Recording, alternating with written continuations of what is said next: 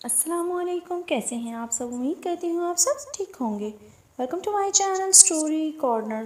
چلیے چلتے ہیں آج کے قصے کی طرف، جس کا موضوع ہے آدھی بکریاں میری ہیں آدھی تمہاری۔ حضرت ابو سعید خدری رضی اللہ تعالیٰ عنہ حدیث کے راوی ہیں، بخاری میں موجود ہے۔ ارشاد فرماتے ہیں کہ ہم ایک سفر پہ تھے، واپس آ رہے تھے کہ ایک جگہ رات کو قیام کیا۔ سونا تھا، بستی تھی۔ بستی کے لوگوں نے نہ کھانا پوچھا نہ پانی پوچھا، کوئی ضیافت نہیں کی۔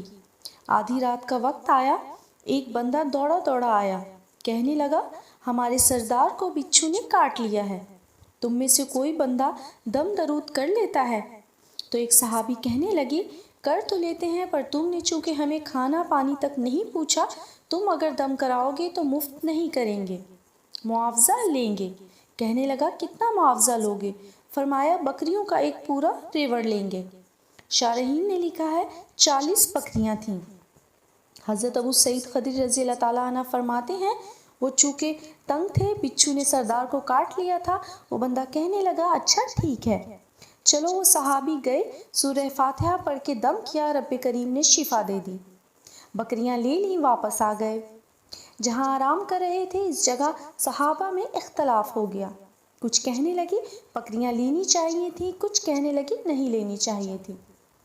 حضرت ابو سعید خدری رضی اللہ تعالیٰ عنہ فرماتے ہیں پھر ہم نے فیصلہ کیا چپ کر کے سو جاؤ، صبح حضور کی بارگاہ میں جائیں گے، اگر رسول کریم صلی اللہ علیہ وآلہ وسلم نے کہا لینی چاہیے تھی پھر ٹھیک ہے، اور اگر کہا نہیں لینی چاہیے تھی تو بکریاں ہانک کے واپس کر جائیں گے۔ مسئلہ کیا ہے؟ کہتے ہیں صبح گئے حضور کی بارگاہ میں، جا کے مسئلہ عرض کیا، یا رسول اللہ انہوں نے پانی کا بھی نہیں پوچھا تھا، ہم نے بھی کہا دم کریں گے تو پیسے لیں گے، تو ہم نے یہ بکریاں لی ہیں، یا رسول اللہ صلی اللہ علیہ وآلہ وسلم اب کیا کریں؟ حضور مسکرانے لگے اور مسکرا کے پوچھا اچھا پڑھا کیا تھا؟ یا رسول اللہ سورہ فاتحہ۔ فرمایا سکھائی کس نے تھی؟ کہا یا رسول اللہ آپ نے فرمایا۔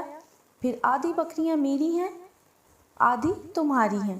امید کرتی ہوں یہ معنی افروز سبق آموز سچا واقعہ آپ سب کو پسند آیا ہوگا۔ پھر ملیں گے ایک نئے واقعے کے ساتھ، تب تک کے لیے اللہ حافظ۔ جاتے جاتے چینل کو سبسکرائب، ویڈیو کو لائک اور شیئر کرتے جائیں۔ شکریہ۔